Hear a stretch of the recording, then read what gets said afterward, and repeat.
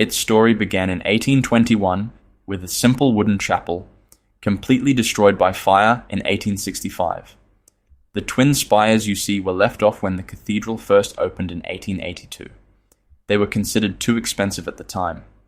The building stood for over a century without them, until the year 2000, when they were finally completed at last. The architect was William Waddell, the same colonial master who designed many of Sydney's grandest sandstone landmarks. St. Mary's is the mother church of the Archdiocese of Sydney, and has been central to the city's Catholic life since the very beginning of the colony.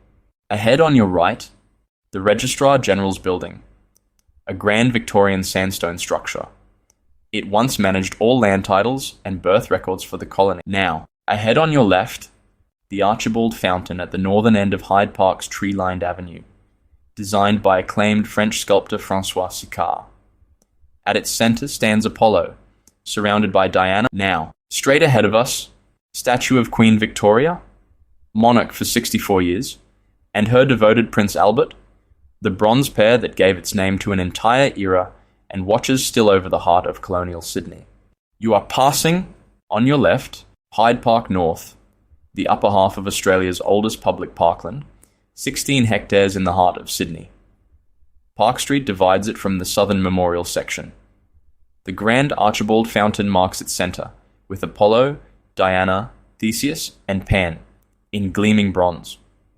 Wide avenues are shaded by majestic hills fig trees, forming a living green tunnel across the park. Named after the original Hyde Park in London.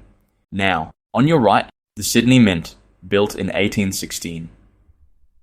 During the gold rush, it was converted into a Royal Mint branch and struck Australia's first gold sovereigns, fueling the colony's wealth. Ahead on your right, Sydney Hospital, Australia's oldest hospital, founded in 1788 with the First Fleet. At the gate stands Il Porcellino, a bronze boar from Florence. Tourists rub his nose for luck. Every coin becomes a hospital donation, a 200-year tradition kept alive. Ahead on your right, Parliament House, New South Wales, the oldest parliament in Australia. It began in 1816 as part of Sydney Hospital. It became the Legislative Council Chamber in 1829. 2 centuries of Australian democracy have been made within these walls.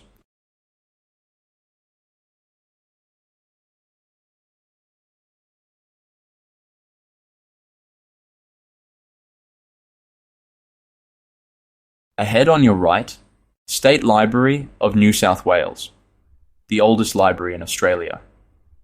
In its forecourt stands the bronze statue of Captain Matthew Flinders, the very first navigator to sail completely around this continent.